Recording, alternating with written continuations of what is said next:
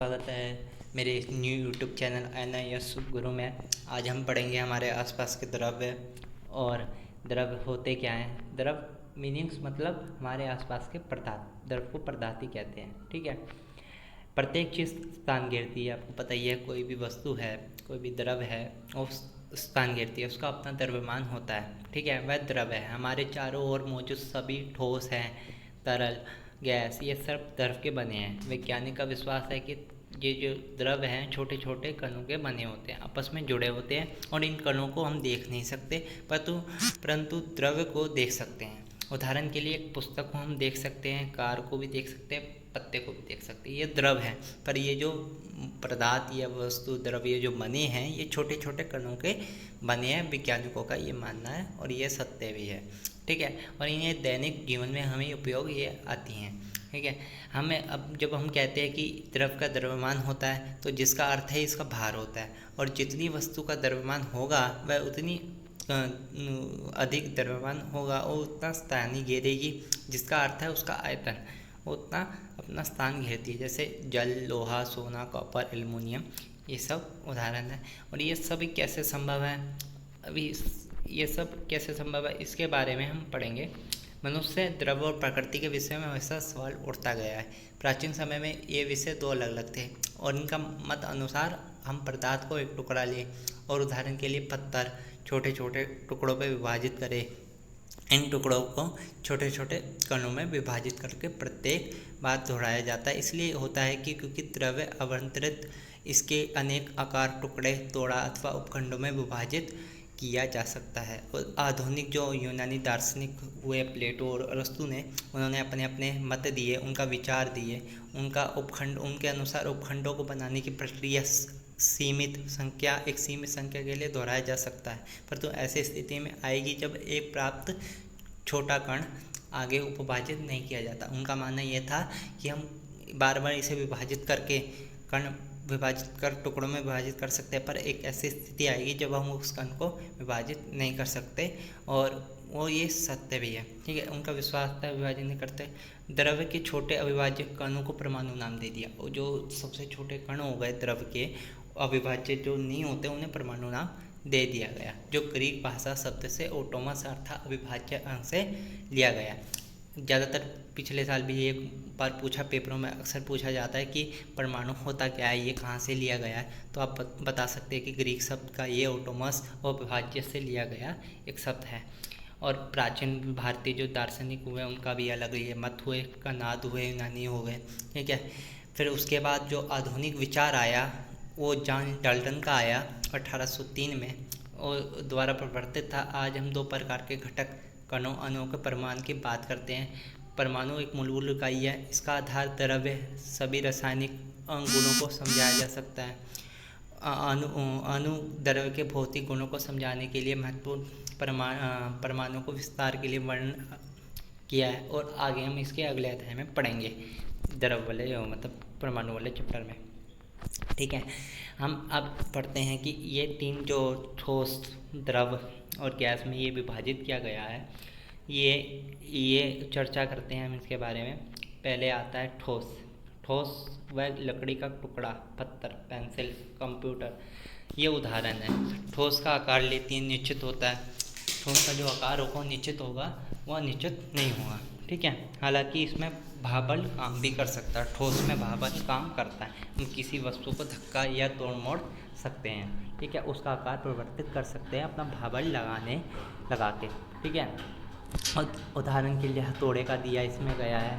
ठीक है। आप हथौड़े को देख रहे हैं, आप दूसरे तरीके से आकृति बदल सकते हैं।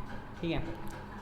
ठोस के कण एक दूसरे से निकट होते हैं। कणों के मध्य प्रबलता आंतरिक बल होता है। और इस आंतरिक बल, ये सबसे ज़्यादा पूछा था, आंतरिक बल किसे कहते हैं। तो आप कह सकते हैं कि वह घटक जो कणों के मध्य प्रबल बल होता है, उसे आंतरिक बल कहते हैं, जो मध्य होता है, जिसके कारण ठोस और अणु की स्थिति निश्चित होती है। और इस कारण ठोस और कठोर द्रव होते हैं और ठोस संपीड़न नहीं किया जा सकता। यदि ठोस अणुओं के परमाणु बलपूर्वक अधिक पास लाया जाता है, तो इसका बीच आंतरिक बल आकर्षण विसंकर बनकर एक ठोस को गर्म किया जा सकता आता है तो उसके कणों का तापीय ऊर्जा वृद्धि होती है, ठीक है, जिसका परिणाम ठोस द्रव में रूपांतर हो जाता है, ठीक है। अब किसी ठोस को आप गर्म ज़्यादा करोगे, किसी वस्तु को पिघल जाएगी, वो द्रव हो जाएगी और ये बदल जाता है। इसका तापमान बढ़ने के कारण गलनांकन हो जाता है, जिसे मेल्टिंग पॉइंट कहते हैं। पानी और द्रव, ठीक है, पानी एक द्रव है, ठीक है। द्रव हम किसे कहते हैं? द्रव के बारे में, पानी एक द्रव है। सरसों का तेल हो गया, मिट्टी हो गई, मिट्टी का तेल हो गया, द्रव अन्य उदाहरण है। आप कुछ उदाहरण में सोच भी सकते हैं। द्रव का आयतन निश्चित होता है, परंतु द्रव का आकृति निश्चित नहीं होती। इसका आयतन तो निश्चित होता है, पर इसकी आकृति है, जो आकार है, वो निश्चित नहीं होता। ये कभी भी किसी आप पात्र ले ले, उसमें ये फैला दे, वो फैल जाएगा, ये उड़ जाएगा, फैल जाएगा। इसका आकार नहीं होता। आप किसी तेल को ले लीजिए, फैला दें या किसी पात्र में रख दीजिए, वो आकार अपने आप उस पात्र के जितना ले लेगा, ठीक है। द्रव गुणों के ठोस मध्यवर्ती हैं। द्रव में आंतरिक बल ठोस बल की तुलना में दुर्बल, परंतु गैस की तुलना में प्रबल होता है। द्रव में घटक और स्थिति पे निश्चित नहीं होती, परंतु गैस की तरह ये स्वतंत्र होते हैं और आंतरिक बल गैस के प्रबल होते हैं। वह अणु और एक टूटकर अलग हो जाते हैं, परंतु आपस में आकर्षित होते हैं। ये अणु आपस में प्रयास किया जाता है और ठोस आंतरिक बल के प्रतिकर्षण हो जाते हैं। हम गैस को भी ले लेते हैं।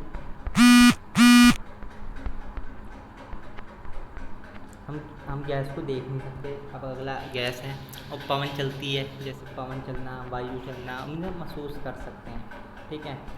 ये गैस के रूप हो गए oxygen, nitrogen, argon, carbon dioxide, ये मिश्रण होते हैं। गैस एक पात्र आकार ध्यान में रखते हुए पूरा आयतन घेर लेती है, ये आंतरिक बल कमज़ोर होता है इसमें, और आंतरिक बल कमज़ोर होता है और इसमें अणुओं को इकट्ठा करने में असमर्थ होता है।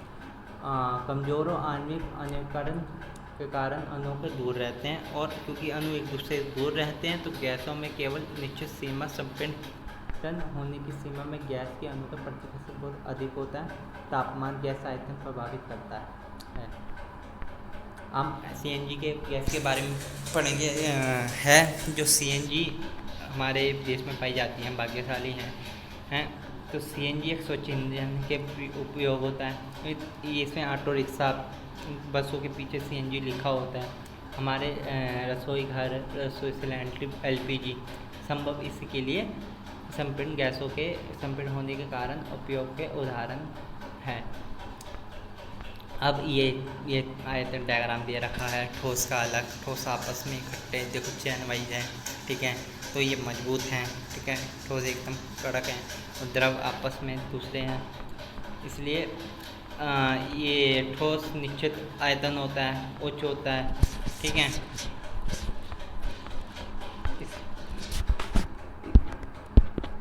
ये ठोस निश्चित आयतन होता है। अब हम पढ़ेंगे ठोस गर्म किया जाता है, क्या होगा जब गर्म किया जाएगा, तो ये काफ़ी गर्म होता है। ये तापीय ऊर्जा होती है और कंपन के कारण अधिक ऊर्जा कर सकते हैं, और कणों में अधिक ऊर्जा के आंतरिक बल काबू कर लेती है, ठीक है। अब इन्हें ये प्रैक्टिकल दे रखे हैं, इन्हें क्रियाकलाप दे रखे हैं, उदाहरण दे रखे हैं। अब एक सिरिंज ले, नोक ले, रबड़ ले, आप कर सकते हैं। रासायनिक तत्वों के बारे में। रासायनिक तत्व जिसमें रासायनिक विधि के प्रकार प्रवर्तित किया जाता है, वह तत्व सरल पदार्थ परमाणु संख्या पे बना होता है। हीलियम, लोहा, चांदी, नाइट्रोजन, हाइड्रोजन, क्लोरीन इसके उदाहरण हैं। तत्व कुल ब्रह्मांड में 118 तत्व पाए जाते हैं और 90 तत्व पृथ्वी में प्राकृतिक रूप में पाए जाते हैं। शेष जो हैं वो नाभिकीय और क्रमिक रूप से संश्लेषित हैं। केवल 2 तत्व हाइड्रोजन 92% और हीलियम 7% ब्रह्मांड में कुल द्रव्यमान है और 99% भाग बनाते हैं। ब्रह्मांड में द्रव्यमान शेष तत्व 1% योगदान है। जो तत्व हैं वो 1% योगदान है उनका, बस सिर्फ, और 99% तो ये भाग बनाते हैं, हीलियम, हाइड्रोजन, ठीक है। पृथ्वी के प्राकृतिक रूप में तत्व 2 तत्व सिलिकॉन, ऑक्सीजन एक साथ मिलकर पृथ्वी के परत में 3/4 भाग बनाते हैं। हमारा शरीर भी तत्वों से बना है। जो हमारा बॉडी है, ह्यूमन बॉडी है, वो भी तत्वों से बनी है। भी देख सकते हैं कि ये किस तरह इसमें बताया गया, कैल्शियम कितना है, हाइड्रोजन, कार्बन, ये सब हमारे शरीर के अंदर पाया जाता है। हम इन सोचते महसूस करेंगे 2 से 2 अधिक तत्व संयोगी रासायनिक संयोग करते हैं। यौगिक